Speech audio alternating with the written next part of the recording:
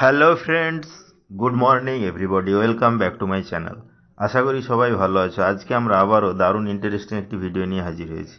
আশা করি তোমাদের ভালো লাগবে। চলো তাহলে ভিডিওটি শুরু করা যাক।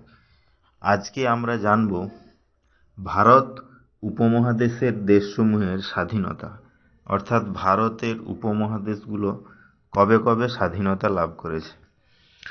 প্রথমে আছে দেখো আফগানিস্তান, 1747 খ্রিস্টাব্দে স্বাধীনতা লাভ করে। পাকিস্তান 1947 খ্রিস্টাব্দে স্বাধীনতা লাভ করে। ভারত 1947 খ্রিস্টাব্দে স্বাধীনতা লাভ করে। নেপাল 1768 খ্রিস্টাব্দে স্বাধীনতা লাভ করে। ভুটান 1907 খ্রিস্টাব্দে স্বাধীনতা লাভ করে। বাংলাদেশ 1971 খ্রিস্টাব্দে স্বাধীনতা লাভ করে। শ্রীলঙ্কা 1948 খ্রিস্টাব্দে স্বাধীনতা লাভ করে।